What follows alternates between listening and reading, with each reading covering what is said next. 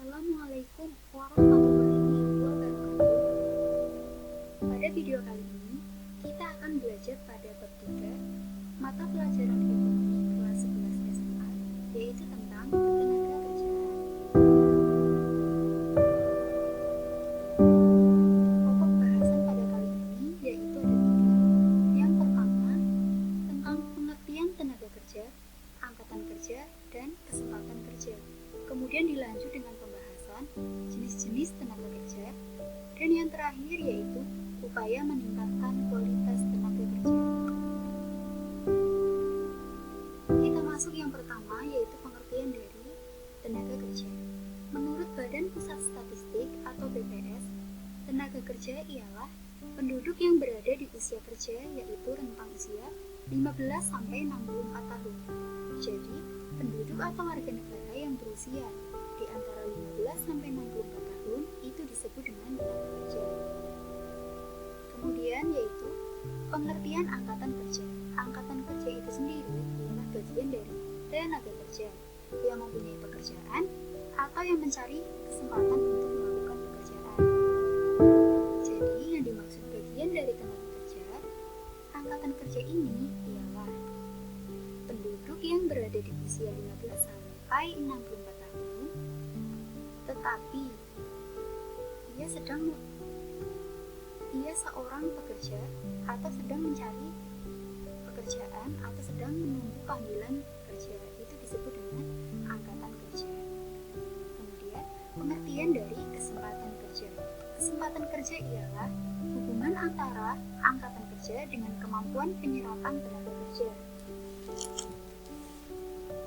atau biasa disebut suatu keadaan yang menggambarkan jumlah penduduk yang dapat diserap oleh permintaan kerja atau lapangan pekerjaan antara penawaran dan permintaan atas tenaga kerja, atau yang biasa kita sebut dengan lowongan pekerjaan. Selanjutnya, berdasarkan pengertian tadi, dapat disimpulkan dalam suatu peta konsep. Yang pertama, ada penduduk. Nah, penduduk di sini dibedakan menjadi 2. Kita akan bahas yang pertama, yaitu penduduk usia kerja. Usia kerja menurut BPS yaitu rentang usia 15-64 tahun. Nah, penduduk usia tenaga kerja ini, usia kerja ini disebut dengan tenaga kerja. Kemudian, tenaga kerja ini dibedakan menjadi 2 golongan.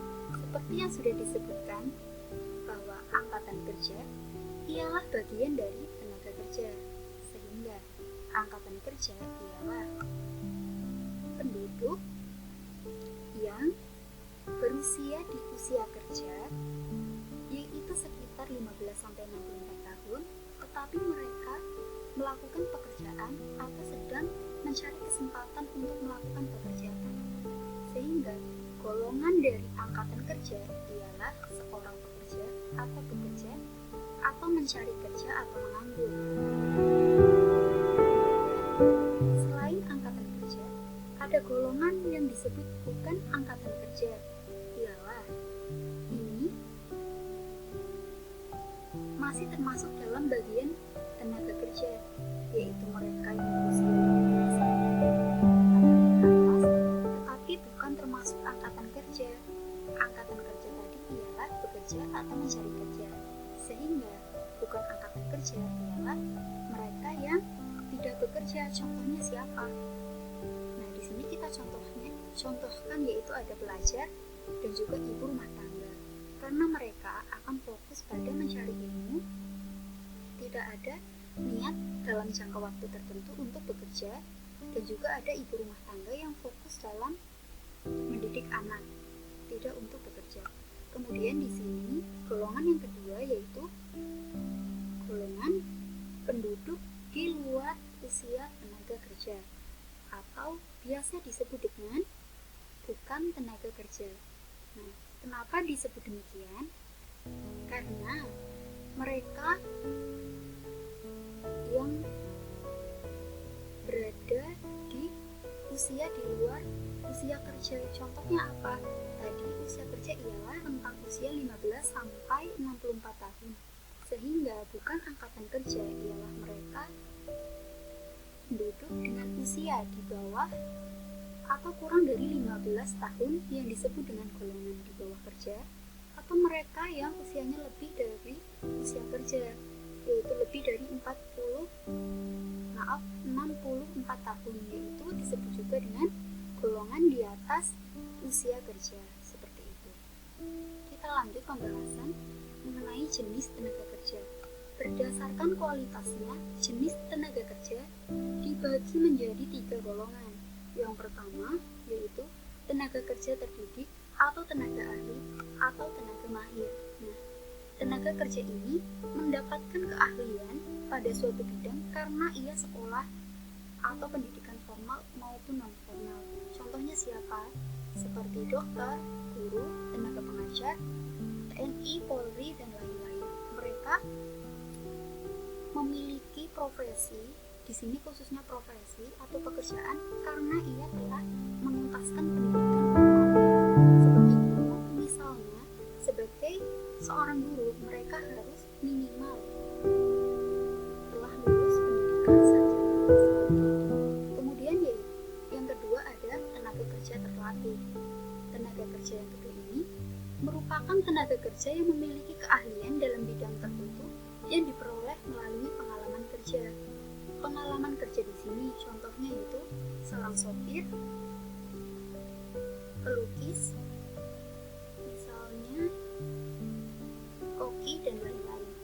Mereka bekerja sebagai sopir, sebagai pelukis karena ia berpengalaman dalam bidang menyetir mobil, menyetir motor, dan juga pengalaman menggambar atau melukis. Kemudian yang terakhir yaitu jenis tenaga kerja tidak terdidik dan tidak terlatih. Jadi tenaga kerja yang tidak termasuk ke dalam 2 golongan di atas. Yaitu siapa? Yaitu tenaga kerja kasar yang hanya mengandalkan tenaga saja. Misalnya siapa? Contohnya yaitu kuli bangunan, tenaga kebersihan, dan lain-lain. Mereka hanya mengandalkan tenaga saja untuk bekerja.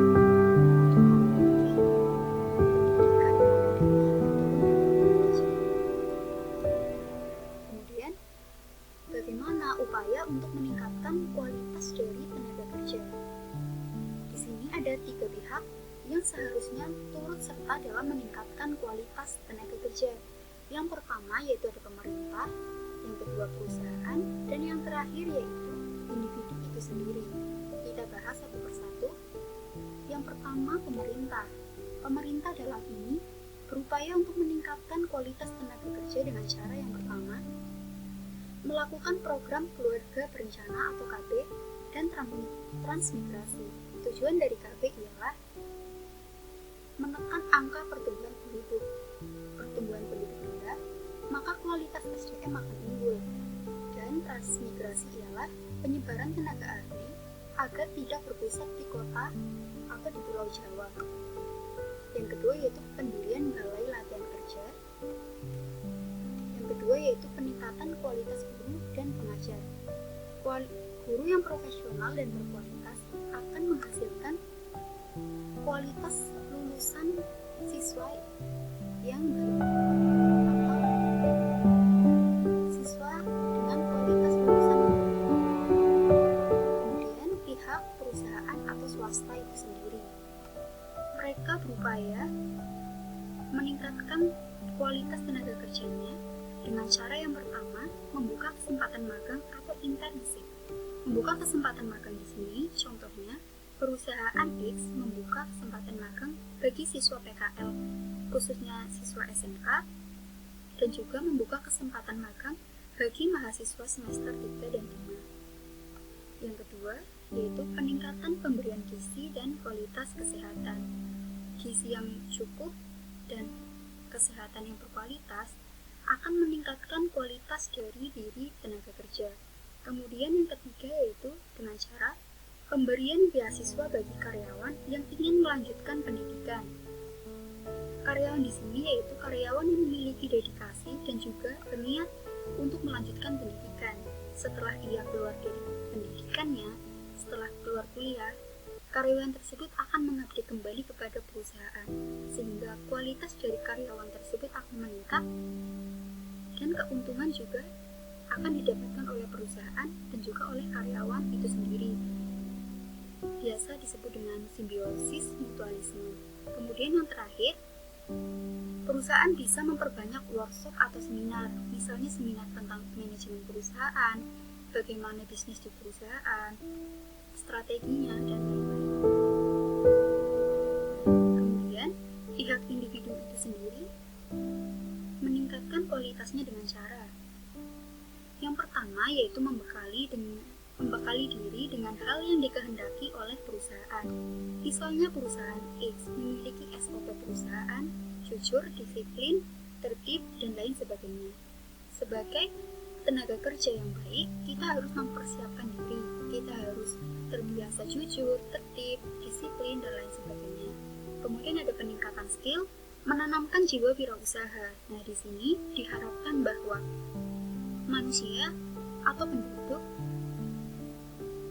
ada kalanya mereka membuka usaha, dan hal ini sangat baik akan membuka lapangan pekerjaan bagi para pencari pekerjaan. Kemudian yang terakhir, bisa dengan mengupgrade pengetahuan dengan pendidikan formal maupun non-formal. Semakin tinggi pendidikan seseorang, maka semakin tinggi juga pola pikir mereka yang diharapkan dapat meningkatkan kualitas diri dalam individu tersebut.